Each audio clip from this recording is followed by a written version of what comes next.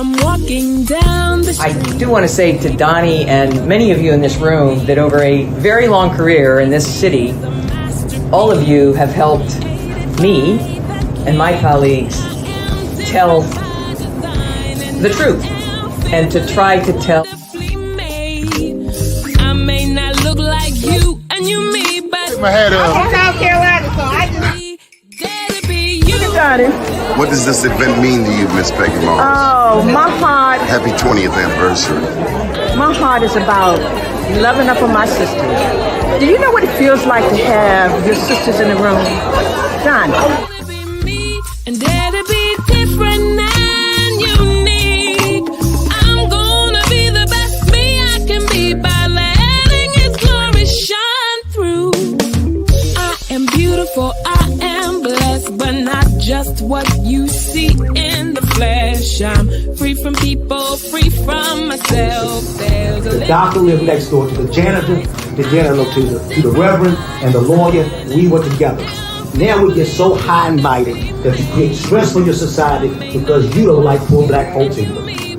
That's a health problem. Get yourself together so I can stop being taking care of geriatric people and get back to pediatrics. I thank you, Doni, for all you've done. Let's keep doing it all the more.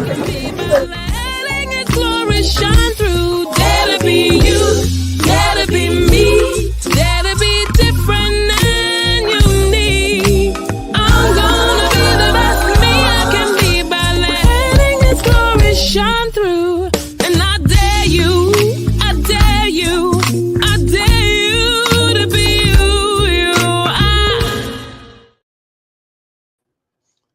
First name's Doni, last name's Glover. Entered the winner for the long haul. Baby, it's a beautiful day in the neighborhood. All right. So we had a Black Wall Street last night. Come on in, Mr. Mayor. Get some clean glasses. Mr. Mayor, how you doing?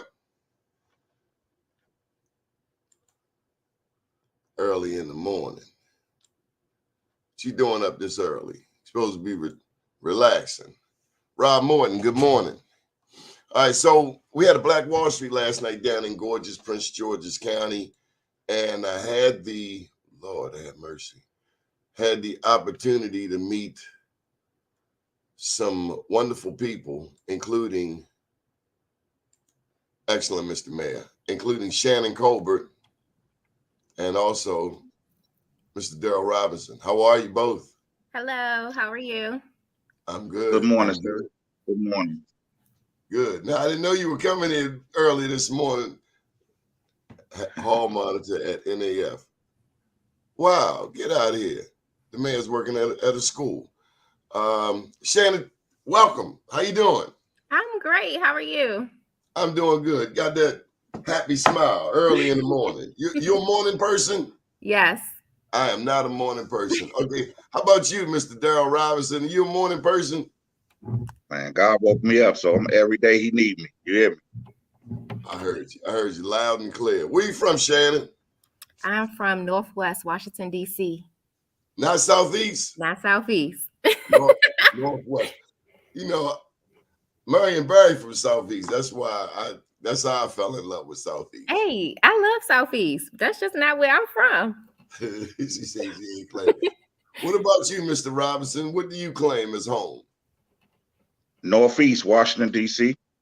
Northeast. Okay. See, I'm learning some things I didn't know. Do you like go-go? Yeah.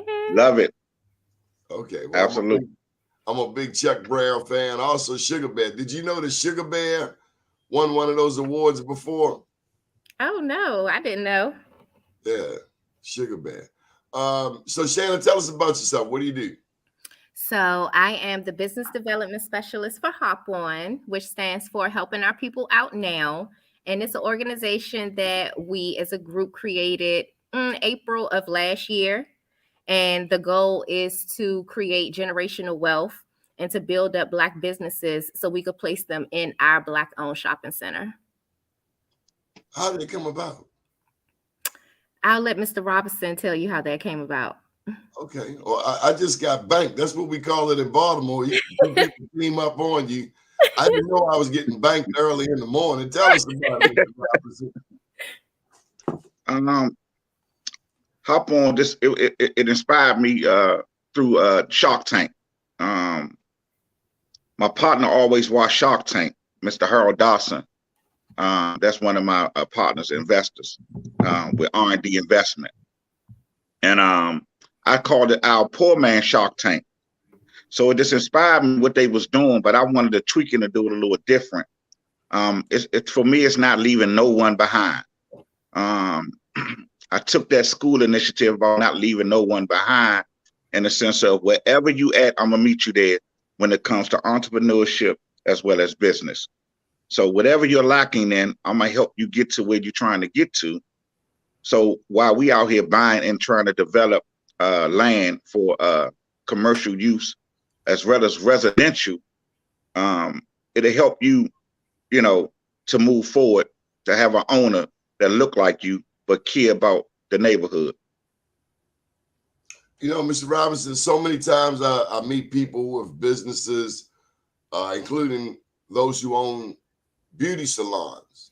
And if I've seen it once, I've seen it 1,000 times, where a new salon owner will go to a property that wasn't, the property was, say, empty.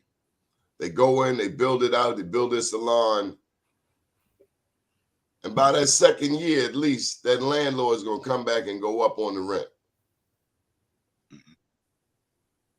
It's so funny you said that. I'm a salon owner and a barbershop owner. So you know what I'm talking about. Right. So let me explain. I've seen it. So let me explain the difference from what we do, our team. Nothing you could do about tax, right? Every year taxes go up. Every year taxes go up on you and me, no matter what, especially when you own businesses, right? So I owned the salon for 6 years, and I never went up on booth rent, right? Why? And I own Why? Because I feel like my threshold of what I'm charging you is okay enough that I can survive no matter what. So I don't have to tax you. Is that I don't have to tax you. I thought we were in business to make a profit. I'm not in business to take advantage of it. Let's make sure we understand the difference of making a profit and taking advantage of it. So I've been around long enough to see us take advantage of us in these type of situations. That's the difference. Tell me more. So it's no need for me to go up when I'm my own landlord. So I can't put myself out, right? So going up 3%, 5%, it's other ways to get money, without hurting our own people. Totally agree. Where did you get that from? Who taught you that? And upstairs. I credit everything to him. I mean, once you really understand our story, you'll understand nothing. What I'm doing here has nothing to do with me.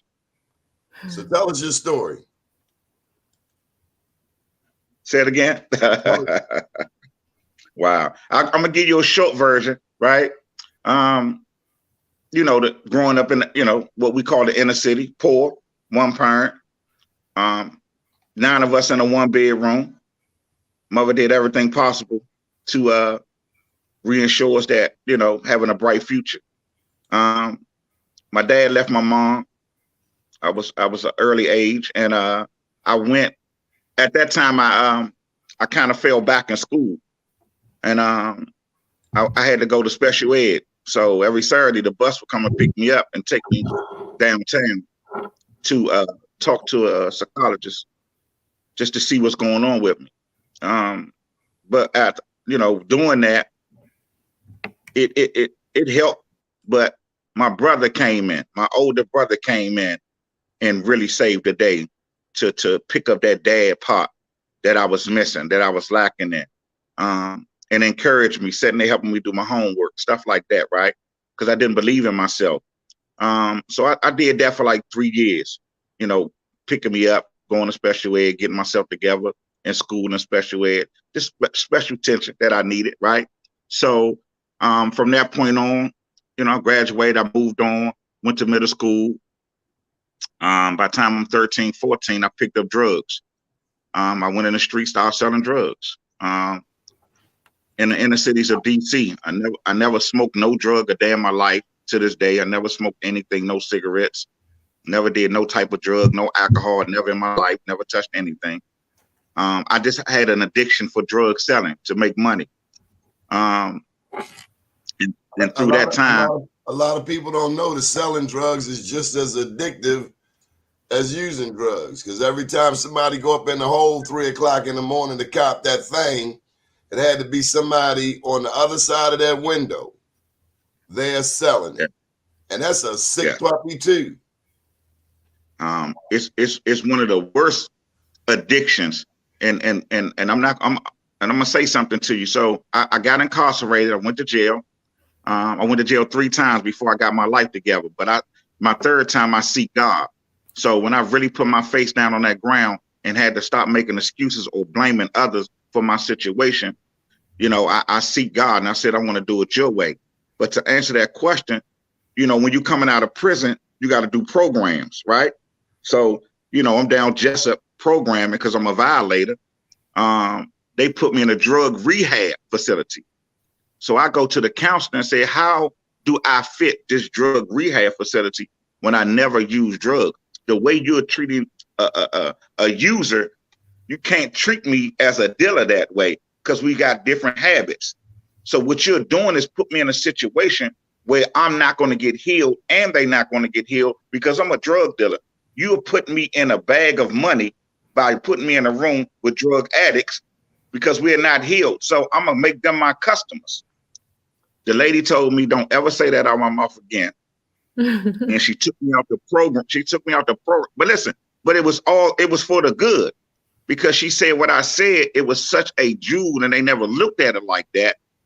So she was like, you should write a program about this so that, you know, we can educate the dealers in the youth. Mr. Robinson, it does make sense in a certain way. There's a violation in the atmosphere when we sell poison to our own people. There's something fundamentally wrong with me handing out poison to my people. That is a problem. No? It's a problem, definitely. But what I'm saying is you can't put me in a room where I'm trying to sell poison again to the people who want the poison. I'm not healed fully. They are not healed fully. So why would you put a drug dealer beside a drug addict when we're not healed? Okay. You got to want to be healed. And at that time, I didn't want to be healed. See, from my warped thinking, you seeing the end result of your deeds every day, that's some motivating stuff. Well, but not seeing it and doing something about it is 2 different things. I saw it and I wanted to do something about it. So how do you do something about it?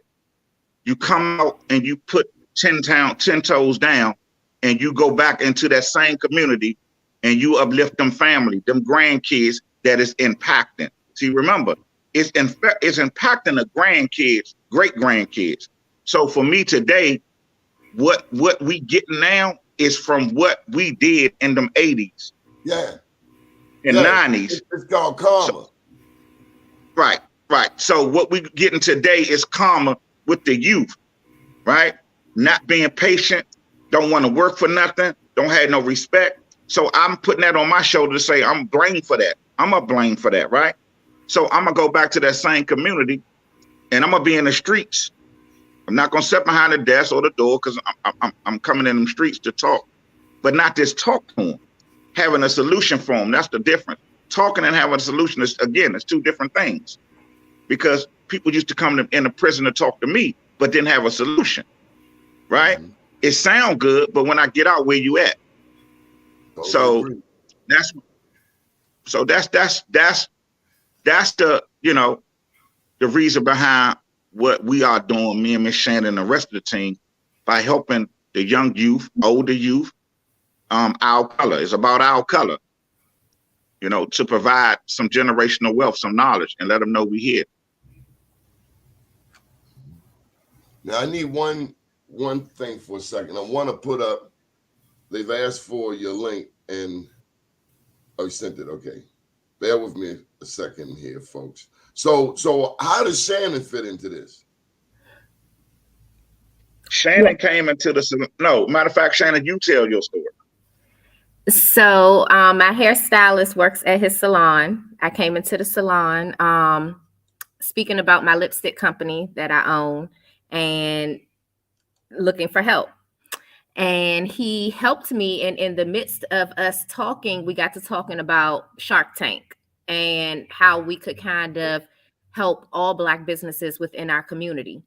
When we started talking about that, we got together and we decided to call it Poor Man Shark Tank. And our goal was to get these all Black businesses together, have a vendors fair. The goal of the vendors fair is to critique businesses on their customer service, their presentation, financial knowledge, and everything.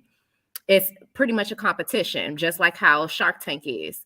And within that, we will choose businesses that we want to help build up and place within our shopping center once we finish the redevelopment. So that's how I came into play. When seeking help and ended up helping other people. You were seeking help for your business? Mm-hmm. So you're a salon, you are, what is the proper term these days? I'm so old. Beautician, cosmetology? No, I'm not in cosmetology at all, but I own my own lipstick company. Okay. Yes. Okay. So what's the name of that? Pucker Up, bitch. Okay. Yes, that is my baby. Good morning, world. www.puckerupbitch.com. I would say good morning, world. Good morning, world. Good morning, world. Yes.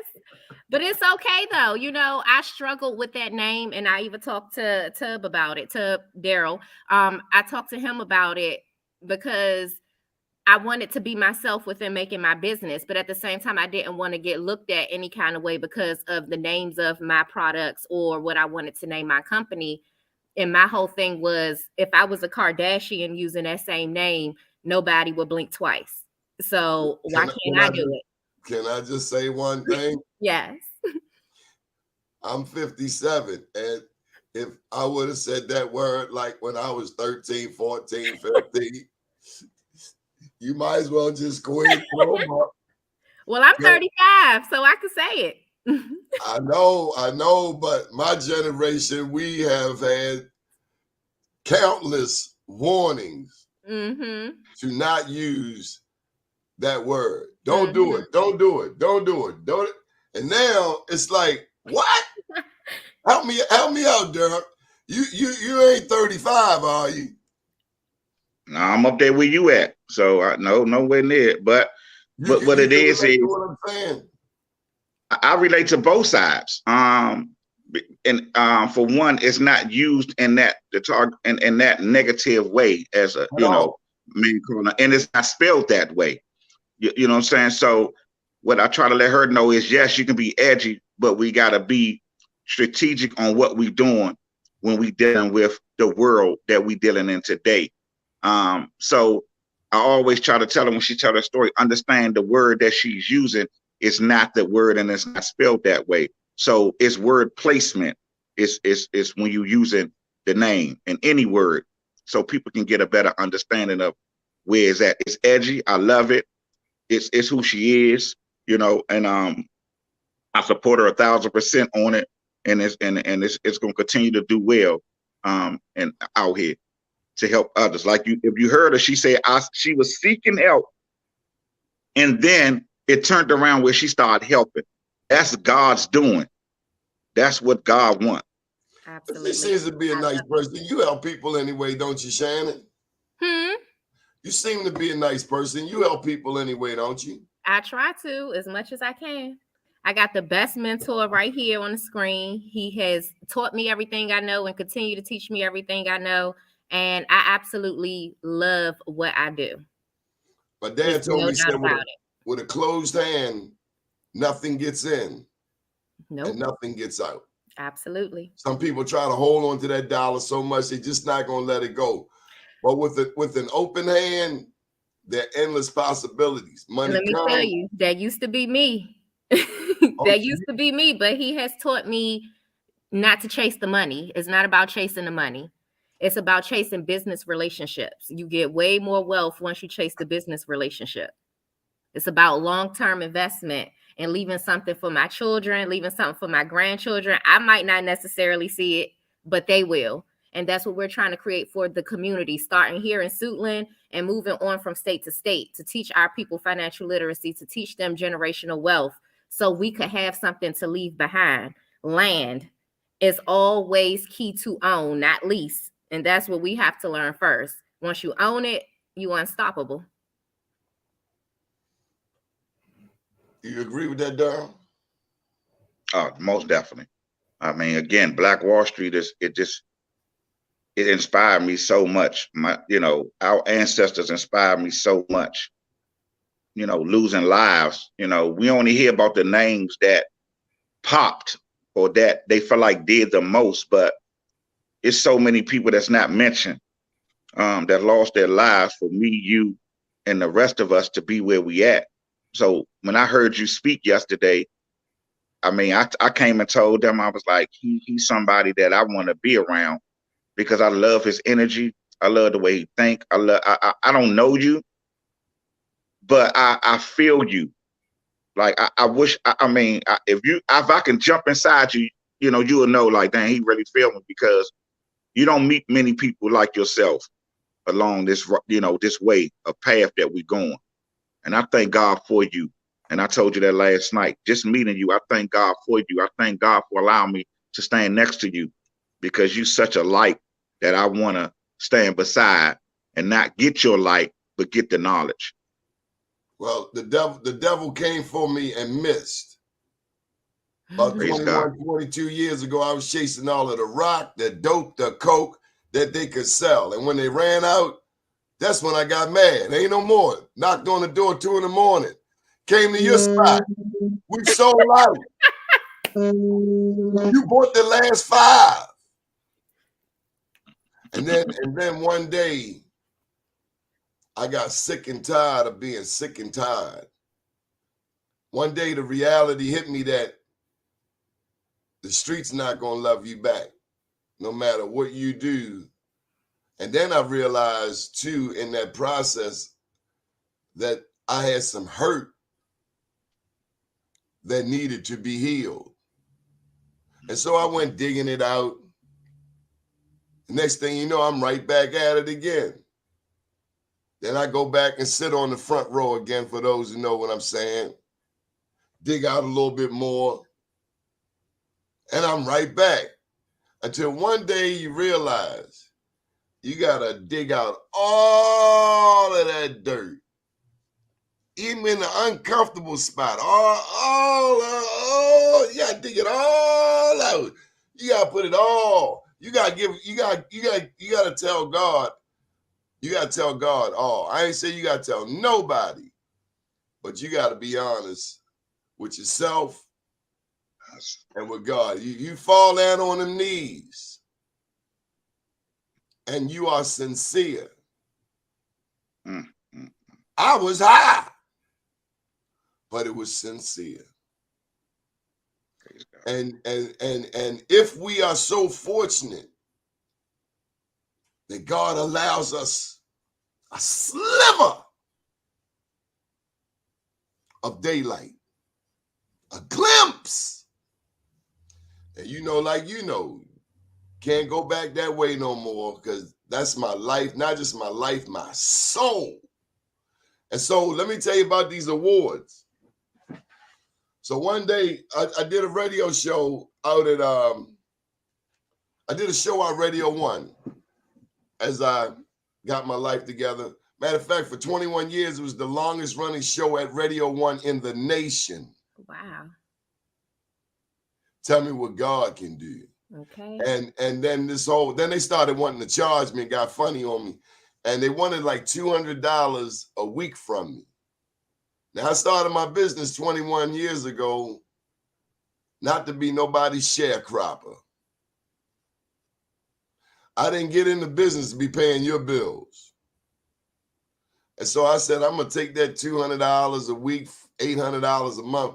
I said, I'll be damned. I'm from North Avenue in Baltimore. It's like George Avenue, what have you. Ain't nobody come and take my money. If any money being taken, I want to do the taking. I put that $800 a month that would have gone to another company and just started putting it right back into what I'm doing. Already at bemorenews.com, but now we got this whole new website, Black USA, when the pandemic hit, and then we picked up shows. Y'all should have a show on this network. Okay. We could definitely talk about that. Yes, sir. I'm glad you agree. You just let me know the day and time, and we will bring you into the Black USA family. We got shows in New York, Baltimore, DC, Richmond, Atlanta's on break, LA's on break, but then Oakland, California. And we all help each other. We all cross promote. And you talking about anything Black Wall Street, you already know. And let me tell you this, just like Shannon, when you reached out, my dad said this. He was a film director and mortician. He said, Donnie, this is when I first started my business. Donnie, if you get out there and try, somebody might see you. And then they might help you. But you will never know if you never try. So Shannon, big ups to you for taking that first step. And my dad would say something else. He would say, if you take a step towards God, he'll take a step towards you. And this was the hit. His steps are bigger than yours. Okay. Thank you. Come on, preacher. Help me out. Help me out. Come on now. What you guys say? Right. Listen, I'm speechless because she know. You know, one thing, you know, we always talk about, let's just be honest, like you said, to ourselves. You know, and it's okay. It's okay to be lost. It's okay to be lost, you know. But it's what you do with that, you know, that step. And what you talking about, she know it firsthand. Her step. She know her step. She know her story. And like I tell her story needs to be told because that's what God wants. See, because again, when you ain't seeking God, then you living for a life of destruction. And she understands that. So I would never tell her story, but I want her to always know to be safe and secure with her story, because when she's telling it, she's gonna change some lives at 35. You know, because she's on that trajectory where God got her on. So I just love it, and I love our team, and I love the people around us that's helping us build new Black Wall Street. Yes. So we gotta bring these awards to wherever you at. You know we got to bring the awards. Yes, yes. Have you ever been to Old Town Inn, that restaurant before? Plenty times. I've never been before then. That was your first time. Mm-hmm. But you've been there many times. Yes. That man has hosted our Black Wall Streets for the past 10 years. We go there at least once a year because just like what we're talking about us helping us, he has always been that kind person. Always been that kind person. And when we find another brother in business, we should support them. If they and look, I often say this. If you are hiring Black people, I don't have to be in love with you to support you. Not only that, I don't even have to like you, because you know we get caught up on that, like y'all like them. You ain't even gotta like somebody, but if they're creating opportunities, like you have created for Shannon and others, and as she has created for others, what difference do it make? That's what Black Wall Street is to me. Mm-hmm. And one other thing, that when I first learned about Black Wall Street about 13 years ago, I looked it up, and on Google, I found this man named Reverend Michael Carter. And he has put together Black Wall Street USA. And so built his own Facebook join website, and he's got a different chapter in a lot of the major cities where Black people are. And so the first thing he told me about Black Wall Street is that if God ain't at the center of it, then it ain't Black Wall Street.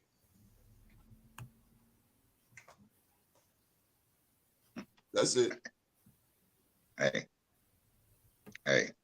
that gotta be the lead. I wanted to that share ain't the lead. I wanted to share this with you also, that we just did one in Harlem, and we've been going to Harlem as long as we've been going to DC. One of the regulars that we call, say, you know, when, hey, we're coming to Harlem, I got 2 or 3 people I call. And one of those go-to people is Mr. Victor Pate. And he is an advocate in the returning citizens community. As a matter of fact, he's nationally recognized. And so just by definition, these awards go to, we celebrate Black entrepreneurs and professionals, as well as the people who support them, regardless of race.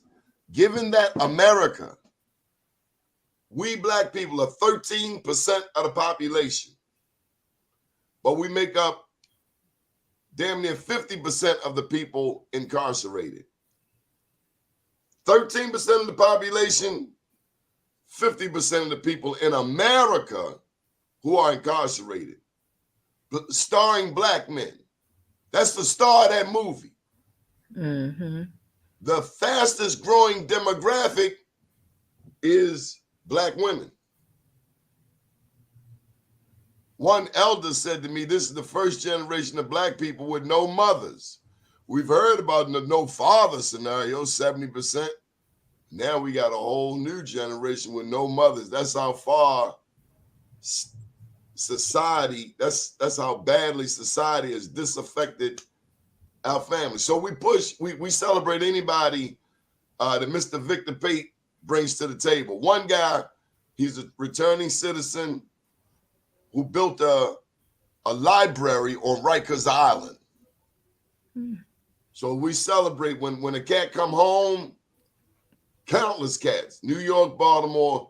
It is important to make them a part of Black Wall Street, because we know society forgets the returning citizen, but we can't forget them, especially when that's our father, our brother, our son, our mother, our sister, our daughter, or grandchildren.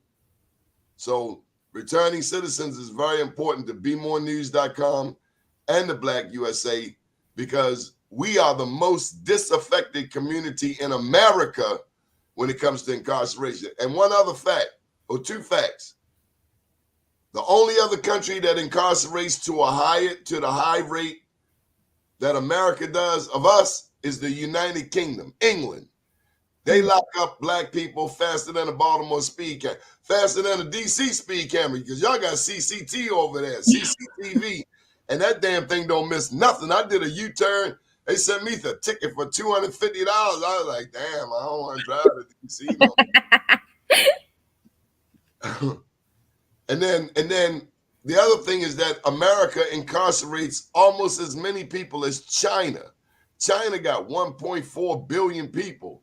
We lock up damn near as many people as a country 3 times our size. They have an addiction. America has an addiction of locking up Black people.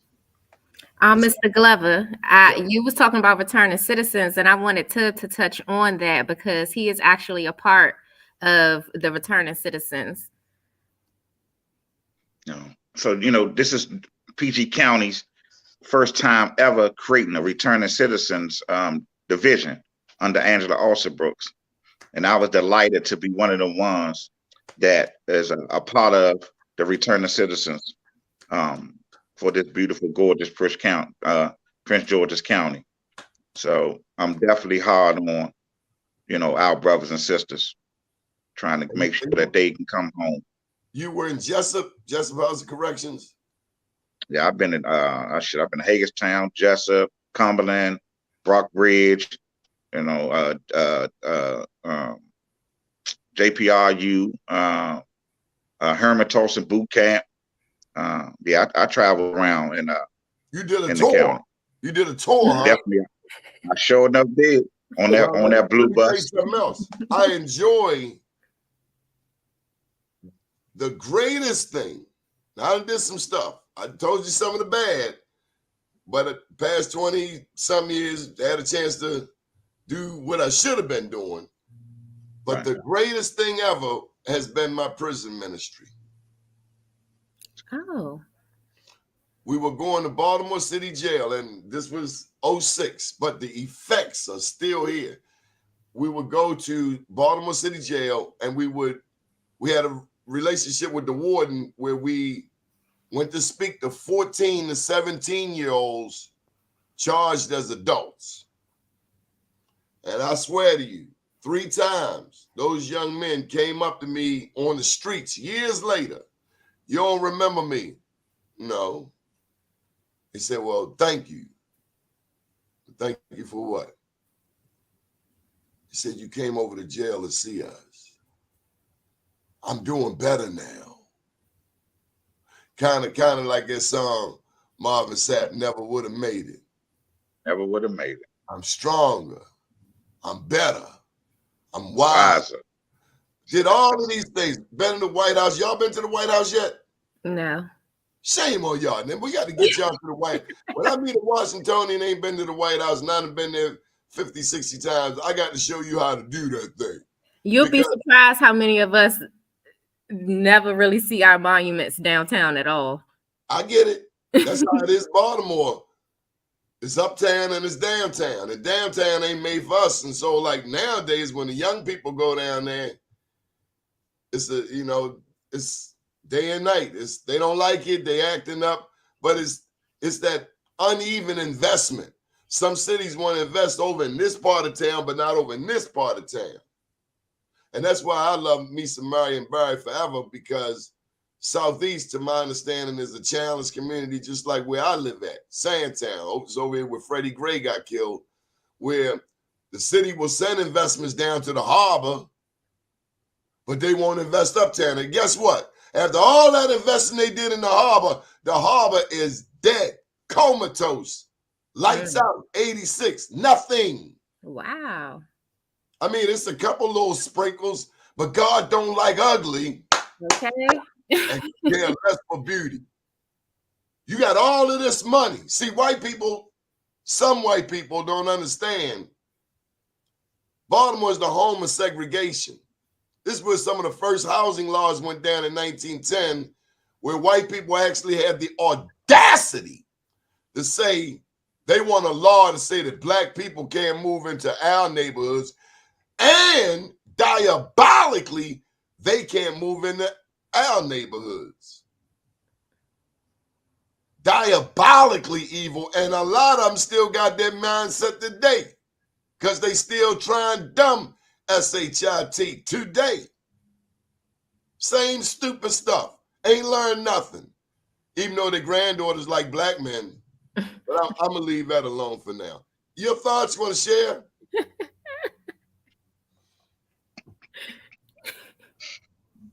Hey, you spoke with passion. Man, playing with them people, So man. I understand it. And some of our people even worse. I'm glad Angela Alsobrooks is about it. I think she's on her way to being the first black U.S. senator from the state of Maryland, because she's due Many people say there would not be a black governor in a Westmore if it weren't for Angela also Brooks. She stood up Prince George's County. Originally, Peter Francho had a grip on that governor's election.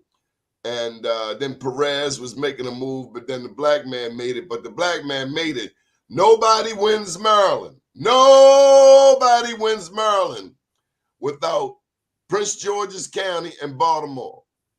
And that includes Baltimore City and Baltimore County. Nobody wins. If you don't, and that's where black people live. Without the black people, you're not winning.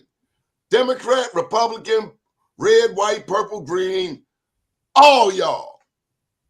You're not making it without black people in Baltimore and PG. PG in Baltimore, Baltimore and PG, whatever. However, it ain't happening. But what I was getting to is when black people do get in position, you know, some of us want to get all new. They used to take your phone call, kind of like Mike Jones in reverse. Back then, they didn't want you. Now you out there all in. Now you hot. Now they don't know you. They block your number. They delete your number. They don't answer your number. You always know what a politician wants you when they answer that phone. They send you the voicemail. They don't send you a text like, I'm going to call you right back. Or they don't call you right back. Marion Barry told me this way back when around 2011. He said, when a politician don't do what you need done, I'll never forget, he said, vote the bums out. We have power, but we so busy being soft, like putty. Got to put our foot down. Because returning citizens, as much as that issue disaffects our community, and you know, once a person goes in, not only are they disaffected, not only did you get disaffected, Daryl, but your family and the pain we caused to them. But thank God for second chances. Hallelujah. Yeah. I ain't no holy roller, but I thank God for second chances, man. I'm talking too much. Y'all got me preaching. I ain't no damn preacher. Victor Pate, that's the man. Man, the myth, the legend, New York City, returning citizens guru. Man, you go up to Harlem and you have him at the event, or you walk down the street in Harlem, hey, Mr. Victor, he's a legend. Everybody know him because he's one of his big things in the returning citizens community is fighting against solitary confinement. That's one of his specific passions. And they've been able to get some laws passed in New York City to stop that. And I've learned about that. Some people have been in solitary for 20 and 30 years. I didn't know this. That's torture. Y'all touching a lot of people on here today. Y'all got your own fan squad. I need to bring y'all on. We need y'all on this network. What day y'all show gonna be? I don't know. What day our show gonna be, Tub? You know, we're gonna talk to him. We're gonna definitely talk to this is my, you know, that's my big right uncle there. right here. You know, I wanna definitely step beside him and talk to him. We're gonna be each other's big brother. Somebody just asked about how to get in touch with Black Wall Street. And all we did, man, I gotta tell you this. Okay, let me put the number up. I guess that would be helpful if you need to learn more. Okay, so let me tell you how these came about. This blind man came on my radio show at Radio 1. A blind man, Lehman Best. He's known all around Baltimore for his talent shows. And he wanted to thank me for always bringing him on the show, and he'd bring on people who could sing. Most of them could sing. Every now and then we had a flat note, but most of them could sing. 8 to 80, blind, crippled, or crazy. Everybody had, they sang. I don't care, sing. Come on the show and sing. And some people like, why are you bringing the talent on? Because you got to make the show for everybody. And I like good music. Well, he invites me out to this award ceremony. Blind man hosting talent shows. Blind man got award ceremony. I'm saying to myself, though, S-H-I-T. Trying not to cuss today. I'm working on that. Let's get to the award ceremony, and he got 3 tables with big 3-feet trophies lined up like 300 trophies. And I'm saying to myself, how in the world did the blind man get all these damn trophies? And I was a little jealous. I ain't gonna lie, because it reminded me of when I played Little League Baseball and they gave us trophies about that big. It was the All-Star trophy. That trophy was so that, a little bigger than Army men and stuff. They was about that big. James Motion Baseball, I'm dry snitching on y'all. Trophy small as S-H-I-T. But anyway, I got one. He got a big trophy. And the competitor in me, now I'm challenging a blind man.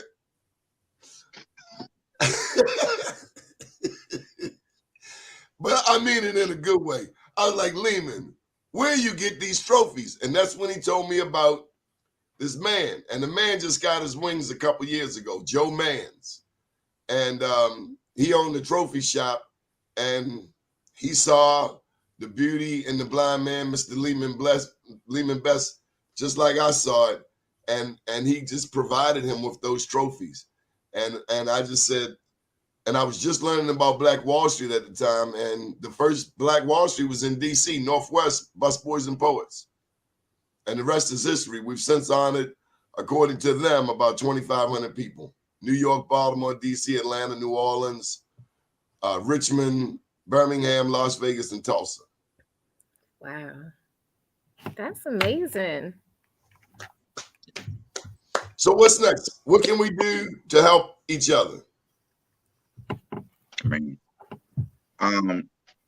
information is key. And giving information is key for us, you know. So we just trying to get our message out there. Like I said, we started the initiative of New Black Wall Street so that we can create Tulsa, Oklahoma again within our community, with our hands, with our sweat. So I always say, what is the problem with us working together? The problem with us working together is what you said earlier. It's about a pure heart, a genuine heart.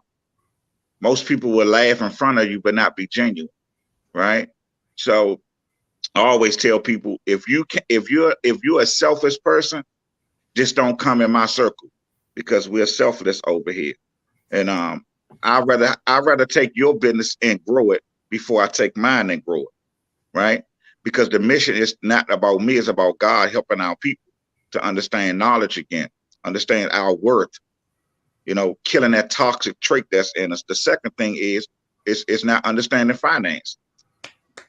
So a lot of government money we don't take. On our end, we don't take government money.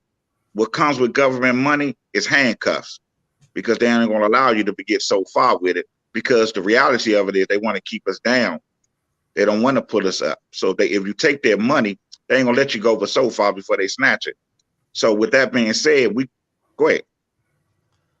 They will let out a murderer before they let a drug kingpin out. Say it again.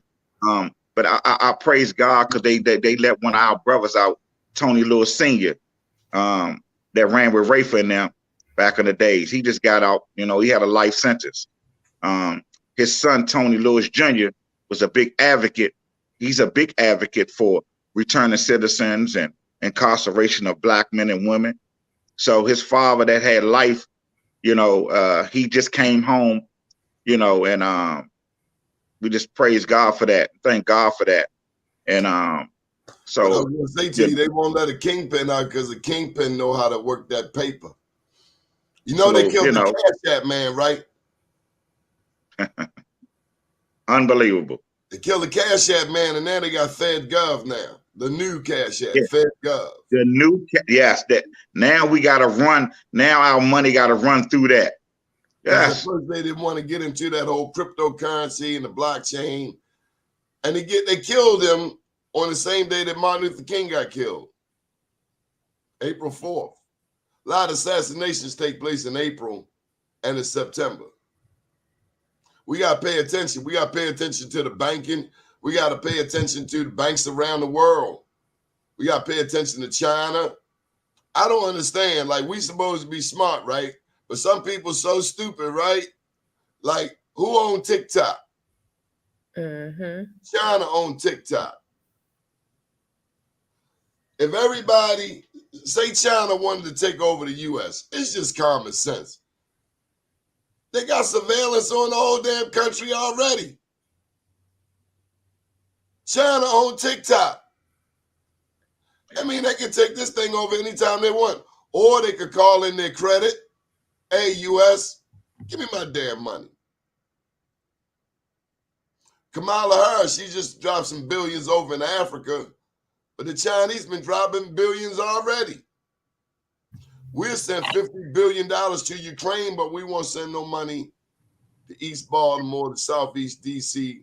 We want to, but y'all invest. I love D.C. Man, y'all Rex look better than our high schools. Benning Park, we did some Black Wall Streets over there. I'm telling you, Shannon. Benning Park, a rec center, football field with lights. Dude, we ain't got lights in some of our high schools. And so it make you wonder, going back to them black politicians, not all of them get it. Some of them are in there like overseers. They count Shea Tay money better than Shea Tay. Come on now. You heard me. Well, we're going to keep it professional today. But that's why our mission into New Black Wall Street is to create our own banking system, which is the commission, so that we can go back to these same neighborhoods and we can fund our neighborhoods. Because what the government and people don't want is for people to love you.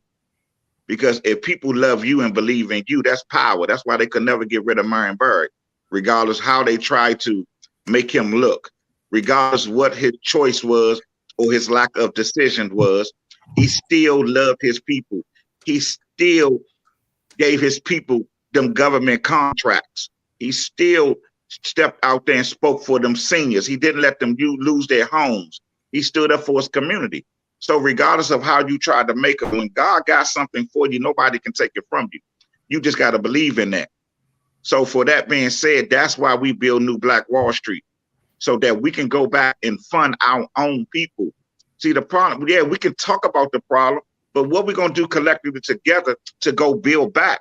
I lived in Baltimore for 5 years, 6 years. I know about North Ave.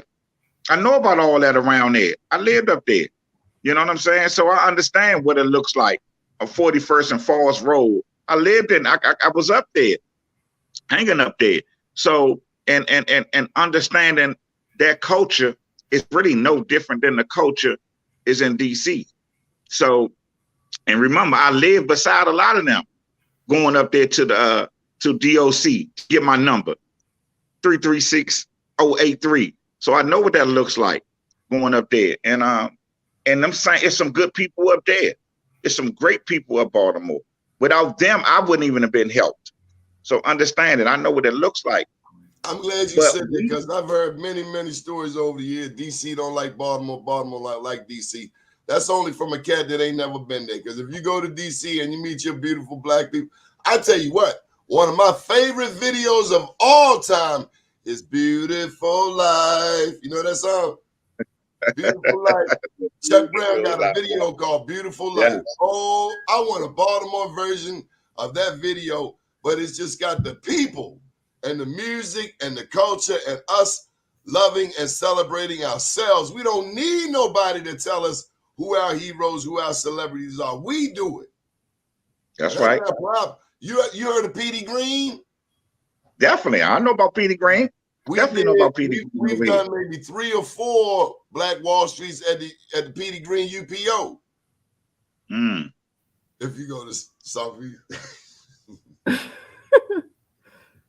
But I saw a fight over there one day. Woo! Inside the chicken joint. Okay, but if we don't look out for each other, nobody will.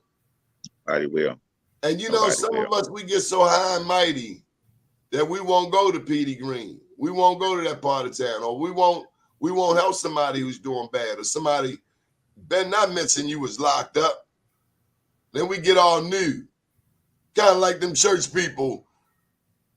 They was drinking all the Hennessy for 25 years, and now they deacon so-and-so, and they getting all funny at the front door. But you can't come in here like that. I thought the church was like a triage unit. I thought the church was like the emergency room for damaged souls. But sometimes you get them people on the front door that forgot that they was in the same boat. Mm-hmm. You hear me? All right, enough about me. Come on, how we gonna get people to get in touch with you? I ain't know. We're almost damn near over. Okay. Been a fun show. Let's put your information up there. Say something, Shani. You been quiet. Some things is before my time that y'all talk about, so I just listen and absorb it in. Oh, you saying we old people talking old people stuff? No, but I don't open my mouth on what I don't know. I just listen and learn. Well, come on, Mr. Robinson, bring us on home. What you want people to know? How do you want people to get in touch with you? Is this the best way, the IG page? Yes, that is. I was like, hop on. Come on, man. What's hop on? Hop on, helping our people out now. That is our initiative now, not later, but to do it now. Because like he said, everybody could talk, but it's the action. It's having solutions for our people. And just like we could go in any mall and go in all of these white-owned stores, we have the same Black people in our community making the same products. So why can't we build up these businesses and put them in a Black-owned shopping center and just keep it going? That's how we're going to create generational wealth again. Okay, so let's talk some business real quick. Are there any clothing brands from Washington, D.C. that I should have? Yes. I like, oh, okay, help me out. What is it? Yes. One of my personal favorite is Authentic DC Culture. Love that brand. Black owned. Are they at your mall? No, not yet. So we're in the process of redeveloping. So once we finish building up and building out, we're placing our businesses here. So right now is the time to get your business built, get everything into place that you need to be successful. So when we place you in the store, you're not having any issues financially. You're just ready to go. Have either one of you ever heard of Stan Long, Spotlight on the City? No. Definitely. I know about Spotlight on the City. Yeah. Okay. Well, I need to make sure I give you Stan's number. He does a show. Matter of fact, he was doing this show few years before this even got started, and he was shooting out of a studio over by Howard University. So I want to make sure that you two connect, and that's what we do. We're supposed to. Hey, did you know this? We got to have those Yes. information exchanges. The meeting before the meeting after the meeting, just like they be doing us. Mm-hmm. Tub always say that one of Black people problem is we're always stingy with our information, and we can't be. Why? Listen, because what God got for you, because we was toxic, we was taught this. You got to remember something. Our ancestors, everything, we was taught these toxic traits. When you come to realize who you are and what's your mission in life, which is not you, because it's not about you. You got to understand when you serving the man that upstairs that have the biggest steps that you said, we have to share, because see what God got for you, he got for you, right? So no matter if you told 10 people your business, God got it for you if you continue on with it. Now, if you leave it alone and somebody does it, it looks like they stole it. No, because if you stayed the path of what God say, stay that path, you would have did it where nobody could ever touch it.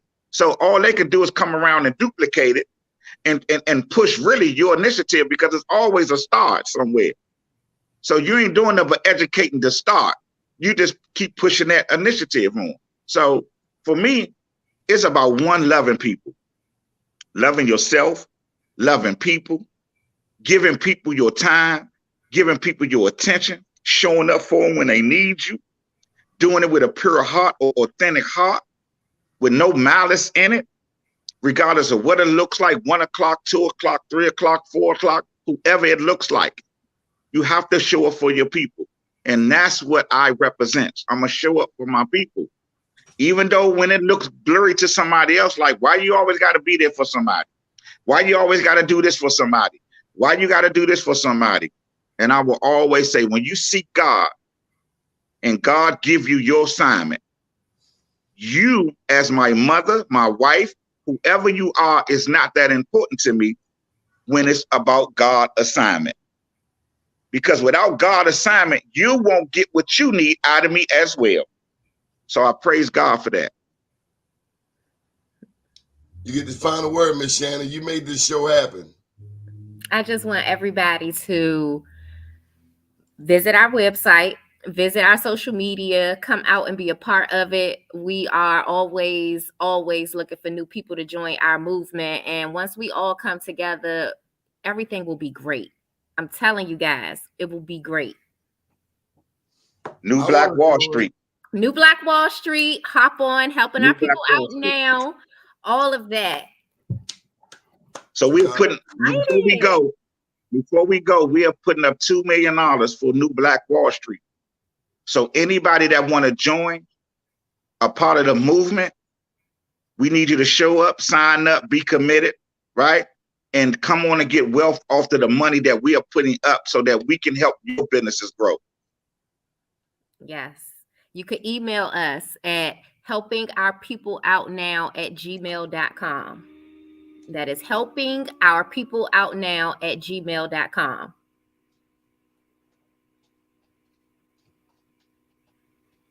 I'll be the glory.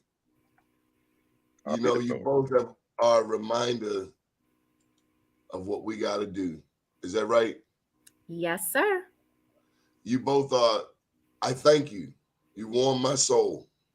And I know you having us, because they still tuning in and watch. We on Facebook, LinkedIn, Twitter, YouTube, Monday through Friday, 9 a.m. But we got shows throughout the week from other places, and we can't wait for your weekly show or daily show or whatever show you want. We can't wait to have you on this network. Big brother, thank you for sharing your time. Thank you for being truthful and honest with us and touching people's soul. That's the only way we can get clean from yesterday is expose it, put the light on it. Light and darkness can't dwell in the same place at the same time. One of them got to flee. Mm-hmm. One of them gonna Praise run. God. Praise God, big brother. Good morning, world. Thank you. Thank you. Thank you. You're welcome. Thank you. Thank you.